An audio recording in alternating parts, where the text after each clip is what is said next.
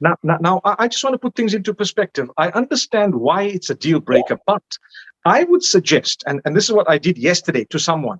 I told him, look, I think meet your in-laws, see what they're like. And you could say, look, I'd like my separate accommodation. I can give it a try, but you have to promise me that if I can't manage, then we would actually get our own rented apartment or whatever else it may be, because I need my independence. Because I want to tell you, the perks of living in an extended family far outweigh a lot of the negatives in many cases, especially when you have children.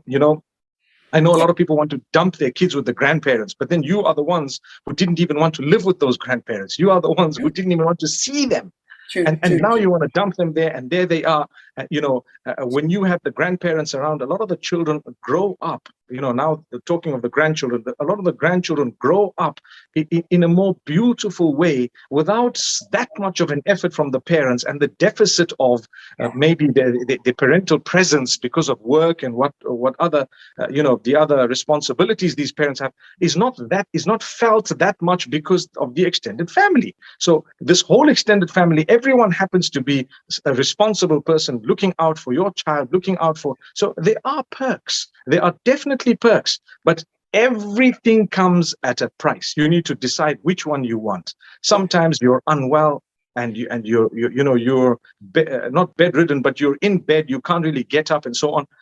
Those times, it's very interesting. If you had the helping hand, perhaps you would be able to go through that with a greater ease. So if you do have toxic in-laws, then yes, I agree. You can say, I had a condition that I laid with my spouses when I was getting married, to say, listen, my parents are amazing people. I mean, you know them as well, right?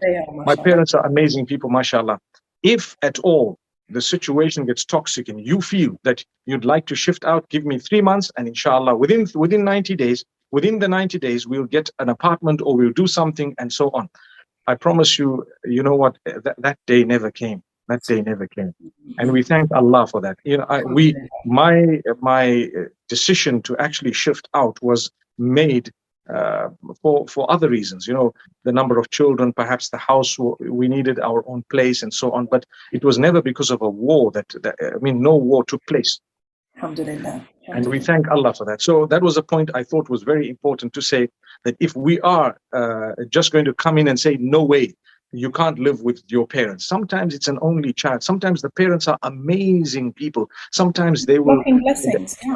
They will be better than your own parents towards you. Sometimes I know of in-laws who don't allow the daughter-in-law, or at times even the son-in-law, to do anything. They actually serve them.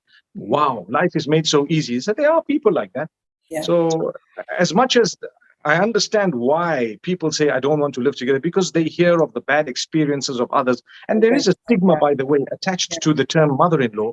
There is a stigma that's unfair, because not all of them are like that. I mean, all women on earth at some point, if they've got sons, would probably have their sons married and become mothers-in-law. So the same people who claim that, oh, mothers-in-law are bad, are going to be mothers-in-law. And then someone else will claim that they're bad. And in our hearts, we always I want to be the best father-in-law. I want to be, my wives would feel they want to be the best mothers-in-law, for example.